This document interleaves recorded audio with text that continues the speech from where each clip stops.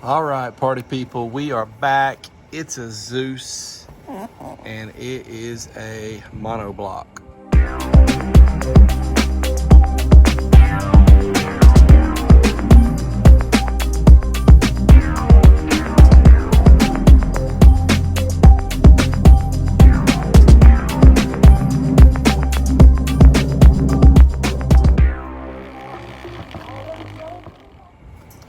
All right, I've told y'all the story in the past about how I always wanted a Zeus when I was young in high school.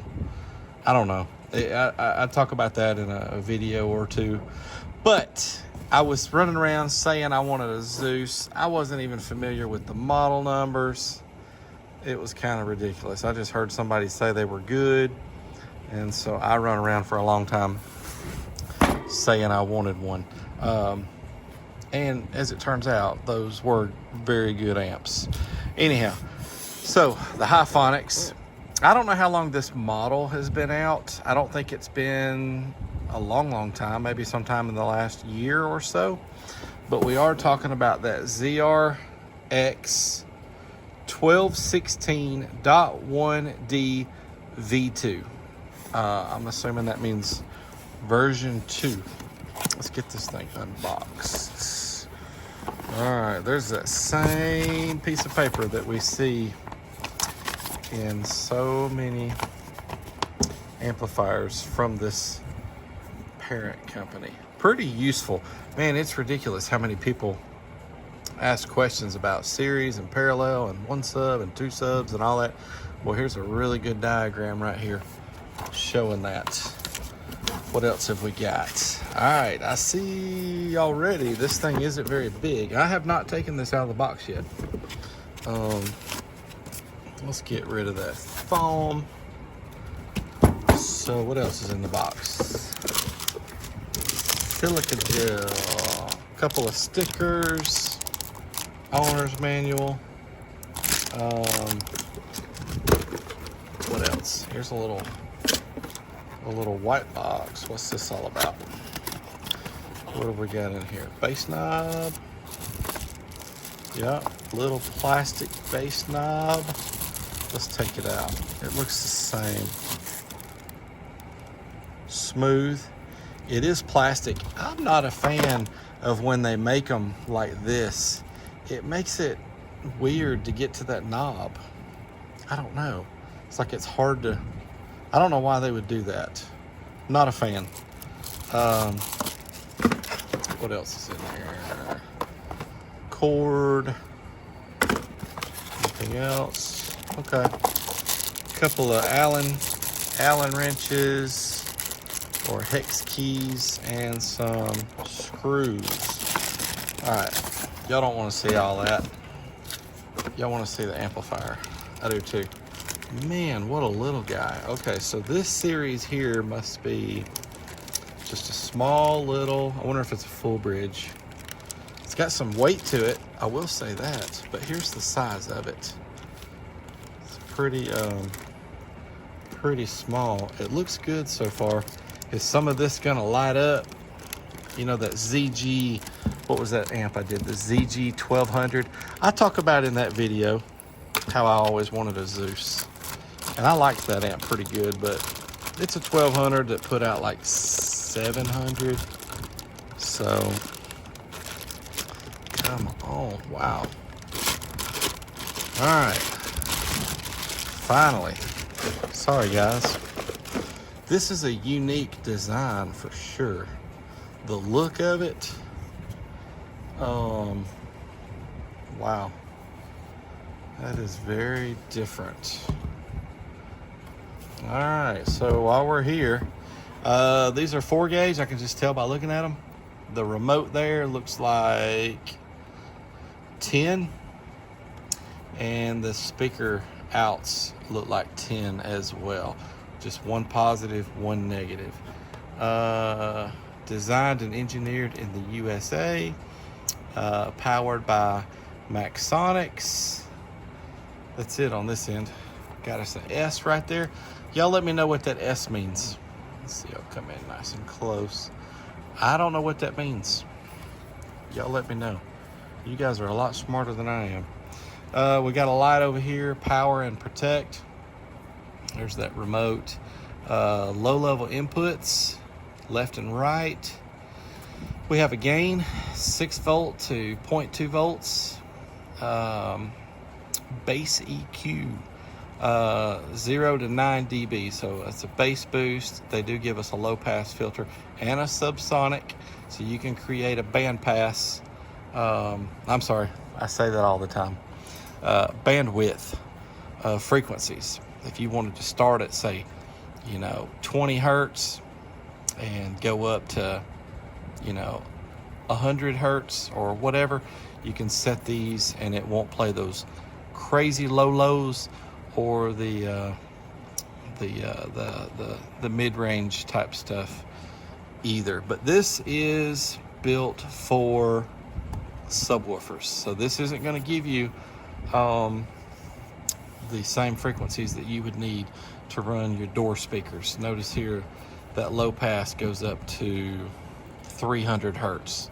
So that's too high for subwoofers, but it's nowhere near high enough for tweeters. But this is an amp for subwoofers. Check that out. Got us a mirror finish on there. It's probably got some plastic. Oh, I can see. Can you see down in there where it says Hifonics? That looks like that's gonna light up. That's probably gonna be pretty cool looking.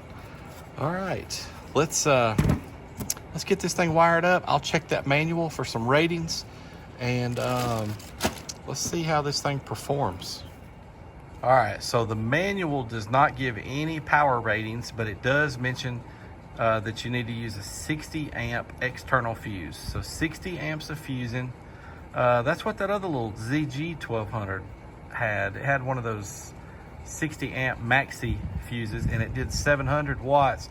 Y'all remember that's one of the only amps that did more than times 10 on the power output. It's gonna be interesting, to see how this one does, because this is also a 1200 watt amp. But right here you got English, and then all the way over here is, so we got skip on past Spanish and French. But at 4 ohms, rated 300 watts, 2 ohms, 600 watts, 1 ohm, 1200 watts. So I'm assuming that's max. It doesn't say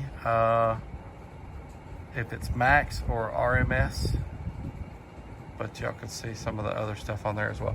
Also, I've got to look up what I paid for this amp. I'll tell you exactly, but it was about $100. But I wanted to see the lights. I wanted to stop in the middle of hooking it up and look at the lights. I have not turned it on yet. I'm gonna see it with you guys for the first time. So let's turn it on. 3, 2, 1. Oh, that is pretty slick looking. And I see a red. Okay, it finally switched to green. Y'all saw that it was red out there, but look at that. That's pretty cool. That Hifonics is down under a layer of acrylic. That is pretty cool. Let's turn it off and back on. That's pretty cool. That is cool looking. They make several amps in this series. Y'all let me know if you'd like for me to test some of the other ones. But this is a pretty cool little amp so far, but it's got to perform. We're not gonna like it if it don't perform, right? All right, let me finish hooking it up. All right, guys, I looked it up, and this amp was $99.99, and with tax, it come out to $107.99. That was on Amazon. So this first run here is rated 300 watts at 4 ohms. So this is 4 ohms. All the testing will be done at 40 hertz, because this is a subwoofer amp, a monoblock subwoofer amp.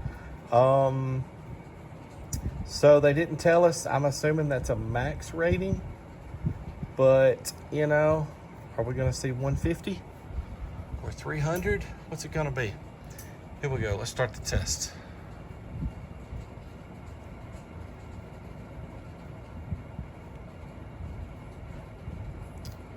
Oh, 250. The voltage did not drop. and it pulled 23 amps of current. All right, let's see what it'll do dynamically at 4 ohms. All right, here we go. Dynamic at 4 ohms. What's it gonna do? Wow, a few more watts, 256. Okay. All right, that's not 300, but it's also not off by much. All right, let's see what it does at 2 ohms. All right, 2 ohms, rated 600. What's it gonna do?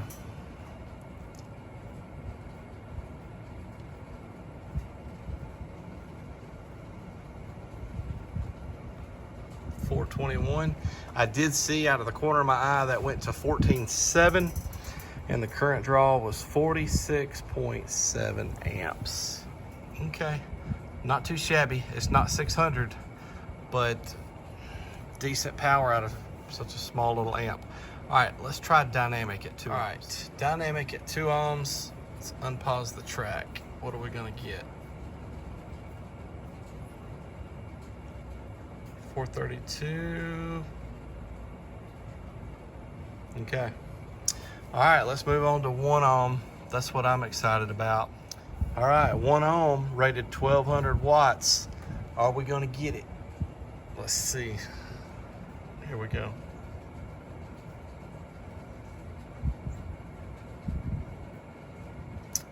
$590. No, not even close.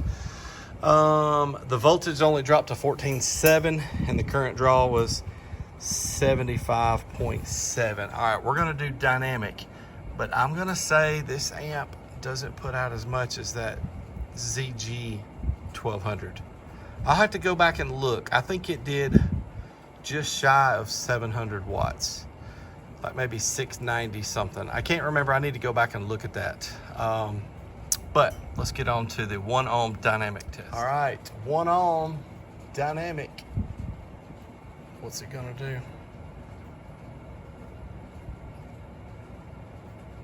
$659. Okay, wow, it's really close. That timed out, by the way. The DD1 just timed out. That is really close to what that ZG1200 did.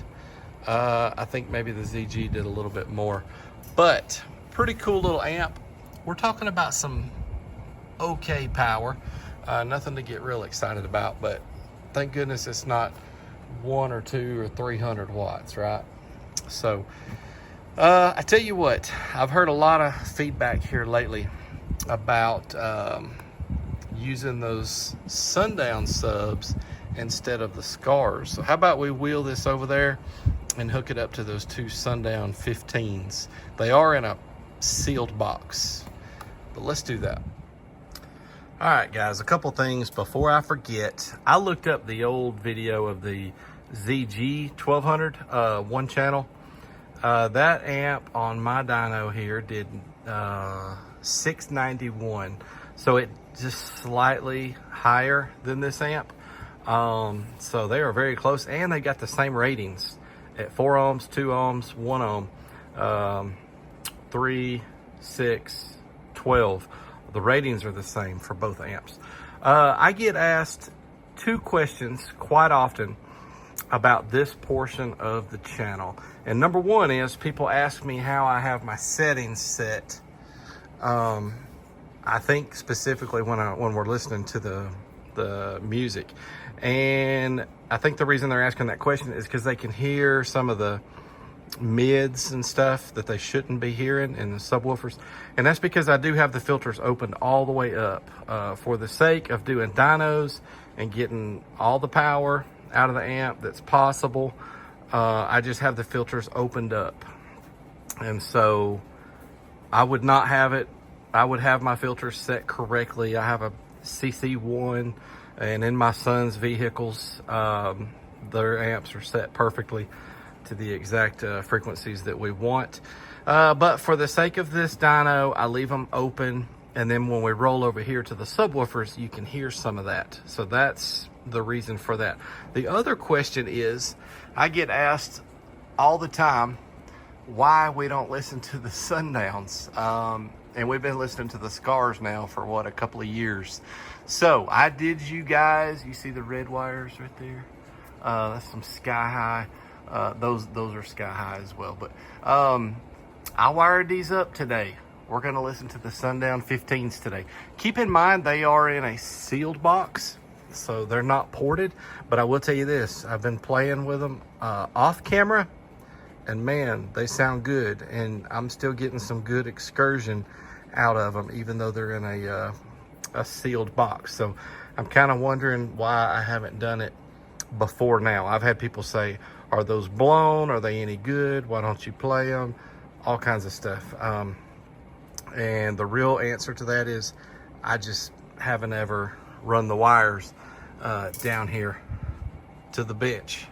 I know it's dumb. We got a couple boxes. We keep a lot of wire on hand, and I've had the wire the whole time to do it.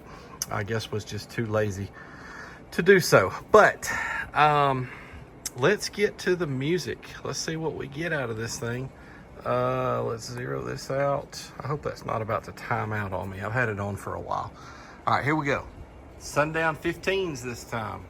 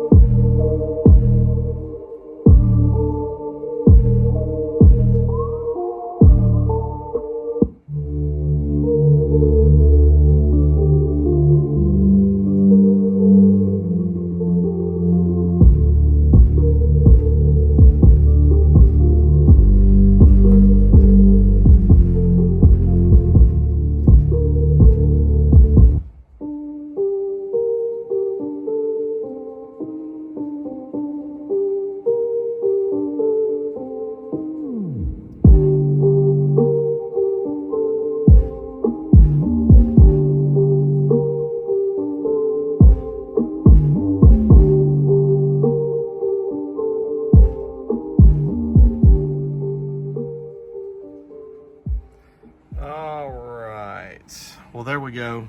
656. Playing with it a little bit off camera, I did actually get into the 700s a couple times. But what a pretty good little amp. I don't hate it. I hate that they've overrated it. Honestly, this one does, what does it do? 50% of what it's rated? I guess a little over. Maybe 60% of what it's rated. How cool would this amp be if they rated this as 600 watts? I don't think anybody would be upset about that. Now, the truth is they'd probably sell less because it would be a 600 and not a 1200. I don't know. Anyhow, all right, let's get the back plate off of it. I haven't even looked at the back plate, as long as it's not too complicated. I want to see what the guts look like. I'm sure you guys do too. Let's get to that. All right, guys, it wasn't exactly easy, but it wasn't too bad either. And yes, I'm one of those weirdos. I want to put every screw back in the same exact hole that it came out of. It's just me. But this thing had a cool design. Look at this. The heat sink comes apart, and you can't do that until you take the ends off, because the ends are holding those two pieces together. But the gut shot, bam. All right, so super tiny, super compact. Tell me what you guys are seeing here. I mean, that looks to me like a 600 watt amp. What do we have there? Come on, work with me. There we go. These new cameras, or phones these days with the fancy cameras. Okay. Let's see, since we're zoomed in, let's see what else we can see in here.